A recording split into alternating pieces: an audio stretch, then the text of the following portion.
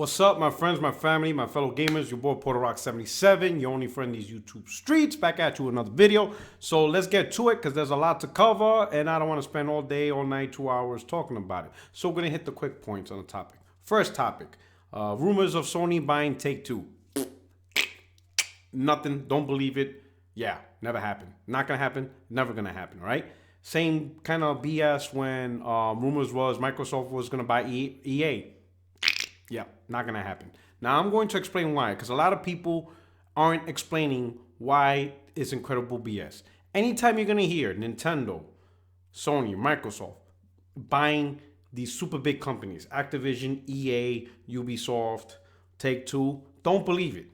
All right? Cool. It's nice to wonder. It's nice to have the conversation. Ooh, imagine. But don't believe it at all. I'm going to tell you why. For example, with Take-Two in particular, all right?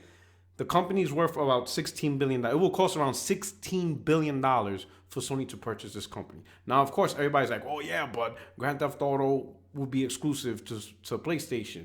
And NBA 2K will be exclusive to PlayStation. True statements. There's only one problem. Those games won't generate $16 billion. It would be more than a decade for those two games to recoup that money. Those games are not that big that they're worth $16 billion, right? And sure, there's other titles that's out there that Take-Two have. But again, the whole portfolio, right, is not going to it's not going to give Sony back $16 billion. You know, with a fraction of that money, Sony could create 4 or 5 AAA studios and create new franchises from scratch with a fraction of that money, right? It's way too much money. Companies like EA, Ubisoft, Activision, Take-Two, they are built and designed to create games for multiple platforms.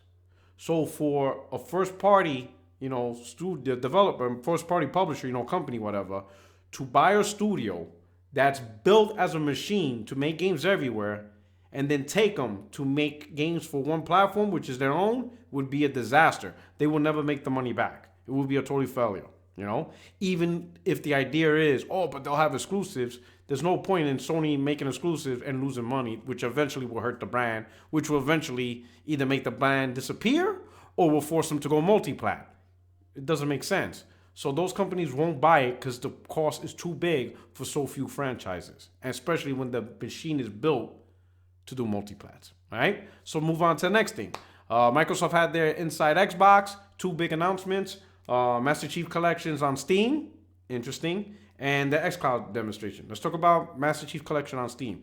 Steam is a competitor to the Windows Store, right? Plain and simple, right? It is the PC space, right? So within the PC space, you have multiple stores competing against each other. Epic Store is competing with Steam and everything. Why do you think Epic fought to get Metro, Exodus, or whatever, the new Metro exclusive to the Epic Store?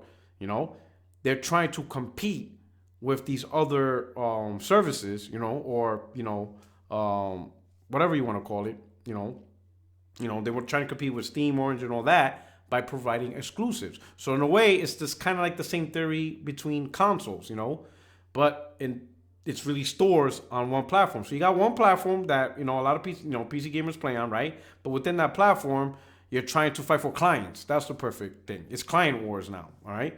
Clients are these companies that run clients are competing against each other, right? In this case, Steam is a competitor against Epic Game Store and Windows, right? Yet Microsoft put their biggest franchise on Steam. Why? Because like I said, for the longest, like everyone's been telling you, Phil's been telling you, he wants his games anywhere, right? He's not concerned about trying to sell a particular client or a particular piece of hardware. It doesn't matter. He's treating Microsoft games, Xbox games, however you want to call it, right? He's treating the software just like Windows operating system. It doesn't matter the hardware that you run, what GPU you use, what RAM you use, what processor you use. It doesn't matter who built it, who put it together. It doesn't matter. They're just going to throw it out there on everything. That's the plan. They're treating their gaming no different than the way they've been pushing their productivity software. Look at Microsoft Office. It's available on Mac. You don't even need Windows operating system to use Microsoft Office. They don't care, The battle of clients, the battle of hardware, they're not interested in any of that in any angle. What they're interested in is making a buck any which way they can. If they could put Xbox Live on any of these devices, they're going to put it. If they could put Game Pass on any of the devices, they're going to put it. If they could just directly sell the games on a platform, on a client, they're going to do that. However they can make a buck, they're going to make that buck. Doesn't matter how they have to shape it one way or another. They're not going to create caveats or exclusions or, oh no, if we can't have Game Pass, then we're not going to make games for you. They're not going to do any of that. They're going to put their games anywhere they want, where they want, how they want. All they got to do is work on the relationships with the people they want to work with. And that's it. That's Microsoft. They're treating their gaming division just like they treat the rest of their divisions. Everything for everywhere, and they're going to make a buck of it. And that's just the reality, all right? The next part, sorry about that, is the Xcloud demonstration. Completely fake, and it was trash. Now, here's the thing, all right? This is the thing that you guys wonder. We have to make a wonder. Everybody made a big deal about, Microsoft's going to get it right, get it right. Here's my question. Why did they fake a demonstration? Right? We don't need an actual demonstration on the theory behind how cloud streaming works because we already see it. In fact, there's one already available. PS Now. It's been out publicly since 2015, so 4 years. And then there were services before that. Gamefly had cloud streaming. Online was one of the ones that did it too. We already know how cloud streaming works. We don't need a demonstration on the theory behind how this will work on a phone. We know that because we've seen other people do it. What people want to know is how good is it? The latency, the lag, all that stuff. How good is it? So they don't want a demonstration on theory. Gamers don't want to see demonstration on theory. They want to see demonstration on performance, right? So that's what Microsoft should have shown. Performance. Look at the performance of xCloud on a phone. Very little lag, all that stuff. They didn't do that. They showed a fake demonstration, which is weird because to show the performance, all they had to do was take a Blade server, right? Because wherever they are, they're in the studio, room, whatever. Take a Blade server, right? Connect it in a local area network, right? Connect it to Wi-Fi, right? Internal Wi-Fi, and then have the phone connected to that internal Wi-Fi, That's it. You're not actually streaming through an ISP, through an internet service provider. Like how the real system is going to work. Because the real system is going to work, they're going to have hubs and nodes and all that stuff. And you're going to connect through that node to the servers through an ISP. So if you have a shitty ISP service, you're going to have terrible service. But at the very least, Microsoft could have done an internal network, right? And at least shown the performance how it does. Granted, it's not going to match real world performance, but at least it gives people an idea of what they're trying to do. They couldn't do that. They couldn't pull it off. So how good is xCloud going to be? The reality is xCloud is going to come with problems. I mean, come on. This is technology, right?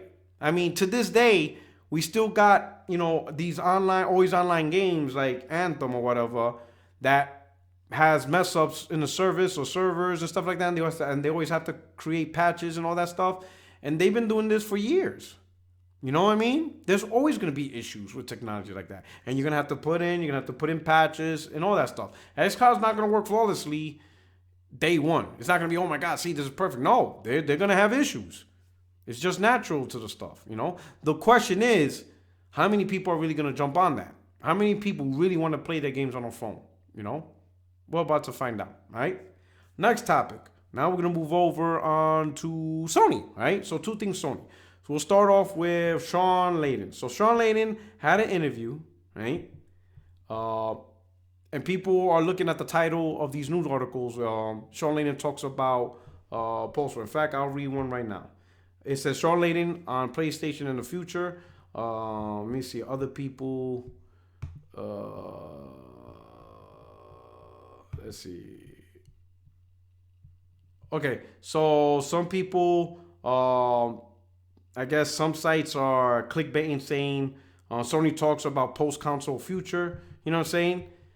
When you read the article, and I'm going to read it to you, all right? This was the question, all right? This is from Game Informer. Shawn Layden was in an interview with Game Informer, and it's a long interview, and they talked a lot, right? But this is what everybody's focusing on, right? So the question from Game Informer was, this is their statement, Game Informer statement, the interviewer for Game Informer. When you look at gaming and where games are going, there are a lot of versions of that. There are those saying, I am going to give you a dongle on a controller and you're going to stream all the greatest games in the world. And we're going to engage the gamer with subscriptions moving forward. There are a lot of options. What do you think the future of gaming holds? How do we find ourselves engaged in gaming in the future? Is it a console? Is it an app on our phone or PC? Is it all of those things?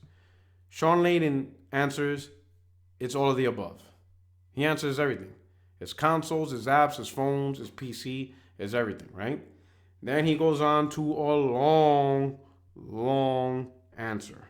He talks about from the start of the PlayStation, how he saw things in the beginning, how gaming was a very niche stuff for just children and teenagers, and then eventually became, majority adults. He talks about how in the beginning it was nothing but gamers and developers getting into the industry, and now they're hiring professional chief executives who once worked with Visa and Fortune 500 companies. He went in this long thing, right? So now we're going to skip all that to the part again where people are focusing. And this is the last paragraph. And this is what Shawn Layden says, right? Verbatim. He said, I don't want to put too fine a point on this because it might upset some of the people I work with. But I think effectively we're looking at kind of a post-console world where you can have quality gaming experiences across a variety of technologies. Sure, PS4 and PS4 Pro provide what, of course, we think is the best gaming experience. But other consoles out there, be it Switch, Xbox One X, or tablets, or phones, they are great experiences across all of these. What we need to do is recognize all of that. We're not little gaming ghettos that are not federated or aligned at all. We're all part of the same gaming community. We just come at it through different doorways. I think the future will be an extension of that metaphor. Your platform is not your hideaway. It's just your doorway to all of these other gamer folk. That doesn't say he thinks consoles is going away. He doesn't say that at all. He just said that while generally in PlayStation, they think the PS4 and the PS4 Pro is the best experience, he's acknowledging other devices, Xbox One X, tablets, phones, provide great experiences. And he feels everyone should recognize that. He feels that your one device is not your niche and that's it. He's trying to say the device you choose to play on, that's your doorway into entering the greater good. It's your way of getting into gaming, which is a whole. It's just your way of getting through the door. That's all he's saying. He just says that everyone should recognize there are great experiences across everything. It's not just one device that provides great experiences. It's everything. And he put it in examples. He named the Switch as a great device. The Xbox One X as a great device. Tablets are great devices and phones are great devices. But in this paragraph, he doesn't talk about consoles going away. He doesn't talk about where PlayStation games are going. He doesn't talk about the future PlayStation, where it's headed. He doesn't talk about anything about that. So when the question was asked, he just says, there's just great devices everywhere, and gamers just need to recognize that all the devices in shape or form are providing great experiences. That's all he says on there. And you can read it yourself. So where are these people getting that Shawn Layden is admitting that consoles are going away? He doesn't say that anywhere.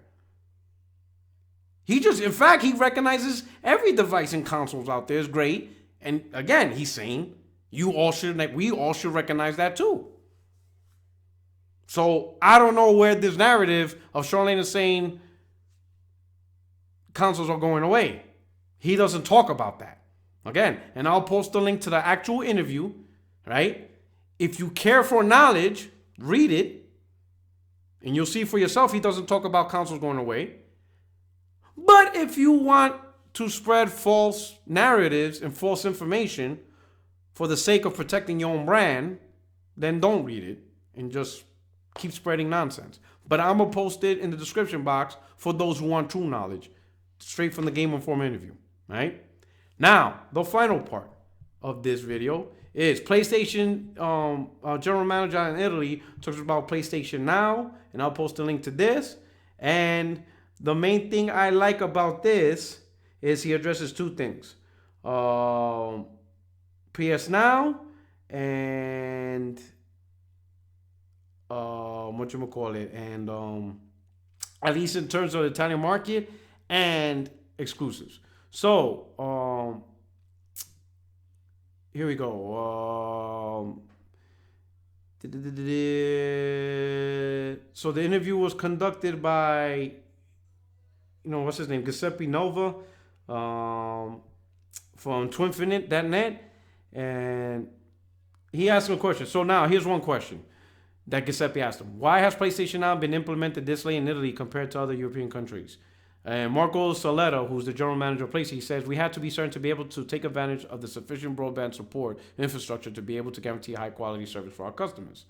Giuseppe says, we can say that at long last we have that after such a long wait. The general manager says, at last we have that. Broadband speed is finally becoming significantly faster at long last in our country as well. I said that we're almost within the European average, even if it's still slightly below that. Yet large steps forward have been made over the past 3 years. Giuseppe then asked him, what are your ambitions for PlayStation Now in Italy? Do you think the Italian customer is ready to make the jump to streaming? The general manager says, actually, we don't have set targets. We approached the launch of PlayStation Now with the attitude of wanting to study the trend and to understand the response from the Italian customer, both to the catalog of products included in the service and to the subscription model. Over the next 6 to 12 months, we'll observe what happens, and then we'll start to draw conclusions and try to understand how to improve the service for our customers, right? So, as you can see, different regions, and this is particularly Italy, they still with a wait-and-see approach with PlayStation Now. A couple of weeks ago, or about a month and a half ago, Shawn Layden said PlayStation has 168 countries to cater to.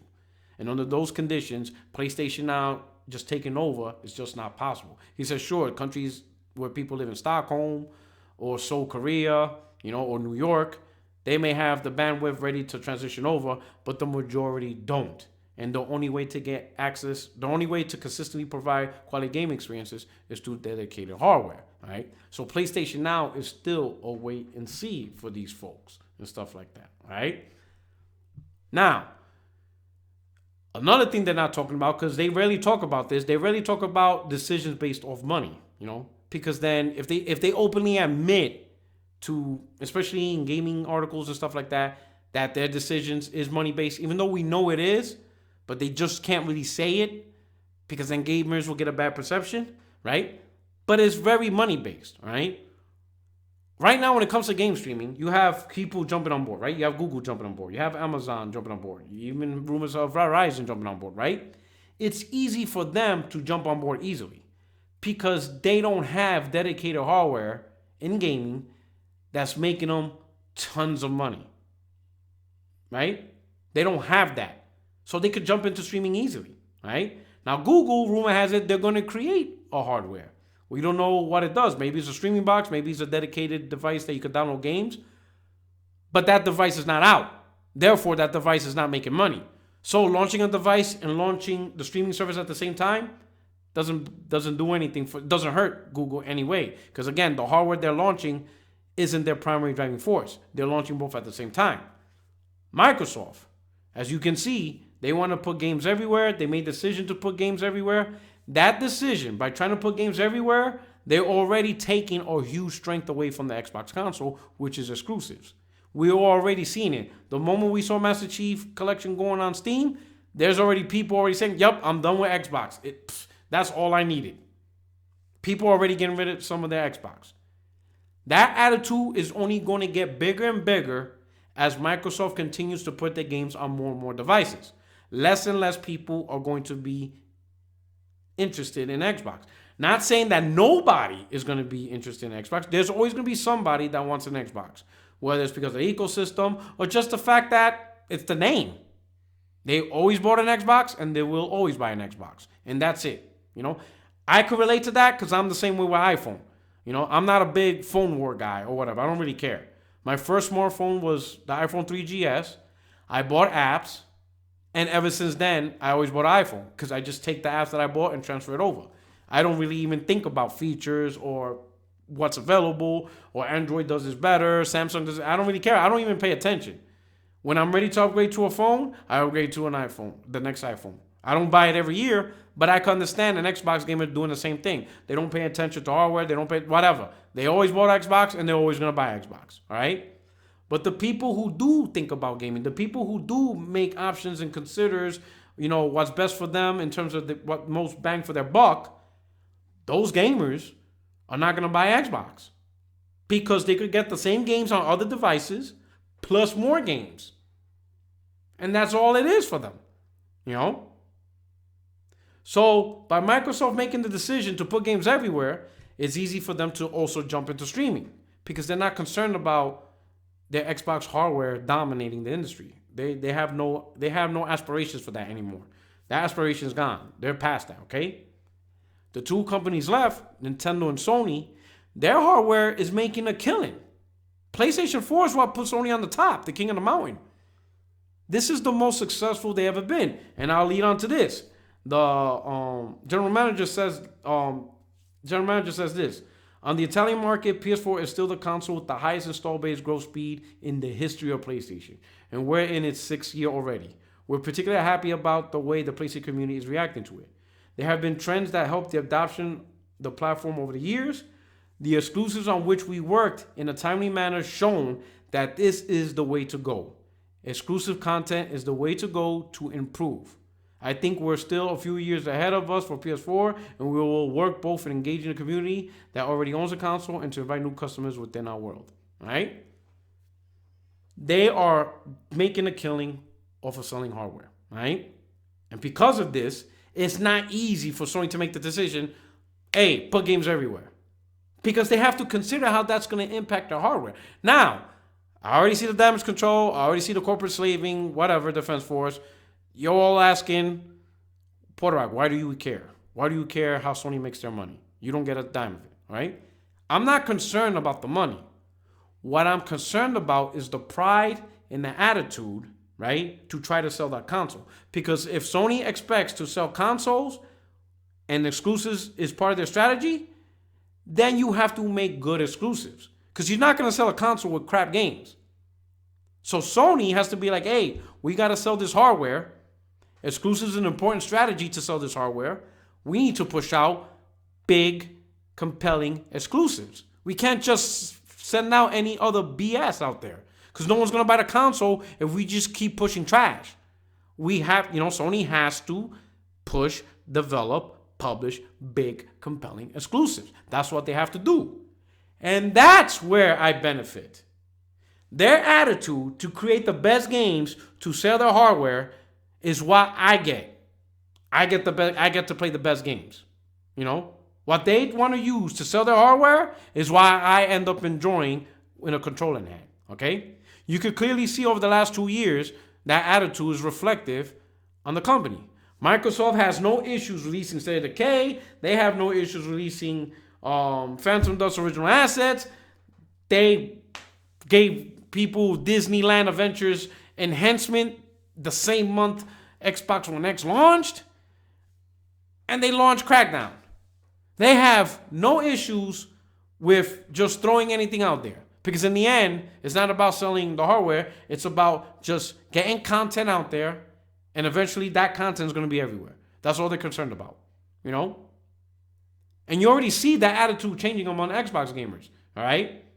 We went from a community in the beginning of the gen, a community last gen that was all about the big blockbuster games. The Gears of War, remember Gears of War as a brand new franchise. BioShock, Mass Effect. They were about big games. When the gen started, they advocated that Xbox is better than PlayStation despite it being a weaker console because they're the ones pushing big games while Sony's pushing indies and the console sparse. That was the attitude of Xbox, for generations, and most of the years at the start of this gen, right? But now they're not like that no more. Xbox gamers are like, that's not a big deal. It's Crackdown. You can play it, you got Game Pass, it comes to you for free. Even though that's a weird statement because you have to pay $10 a month. But I get what they're saying. You're only paying $10 a month. So it's Crackdown. It's fun. Try it. Not a big deal. You're only paying $10 a month. That's the attitude now. You know? So the consumer or Xbox changed their philosophy about what Xbox should be because Microsoft changed it. They changed the landscape of the console. They changed the landscape of how they do games. It's no longer about the big compelling games. It's, we're just going to throw more games. We're going to throw more games, right? To which, at another point, which is a great segue, the initiative. They're no longer a big quadruple A studio. Initiative released a report or, released a statement saying about the benefits of remaining small and remaining agile so they could pump out a lot of games. That doesn't sound like a studio that's going to create big, compelling blockbuster games. Now, the games may still be good in their own right, but it's clear they're being designed to push quantity.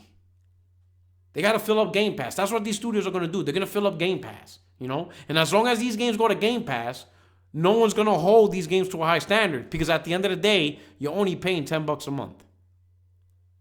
That's it, I don't want that. I don't want me to enjoy gaming like that. Where it's just, it's $10, enjoy the game. Because while the game may be $10, there's one thing that I can't get back, and that's my time. And I don't want to spend my time playing generic games or average games. I want to play big, blockbuster, compelling games. And I'm willing to pay the $60 for that.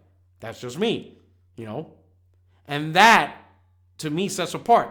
Another example is Nintendo. Nintendo axed Metroid Prime 4. They didn't like how it was being developed. They fired the developer. They're starting from scratch, and the game's back in the hands of Retro Studios. That is a studio that cares about exclusives because they know they're trying to get that exclusive to sell the Switch. If they would have released Metro Prime 4 in the state it was in or whatever, and the direction it's going, it would have been trash. It would have been a 60 rated, 50 rated game. Nintendo's not having that. That's pride, So Nintendo wanting to make a game to help sell the Switch will ultimately benefit Nintendo gamers because they're going to play a great, amazing Metro Prime 4. And that's how we benefit. It ain't really the money. Me telling you about Sony's money or whatever, that's just explaining logic to you. I'm just teaching you, showing you guys something, a perspective about it. All right? What I'm really proud of is Sony's attitude to release big games because that's what I actually enjoy. All right? That's what I'm trying to tell you. Okay? And that's really the whole thing is. And I think I covered all these topics. And I think that's it. All right? So I'm going to cut it short.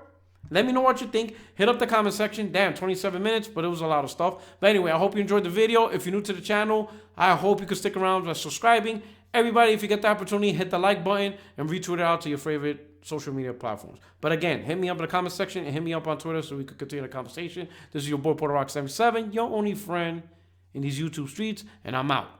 Peace.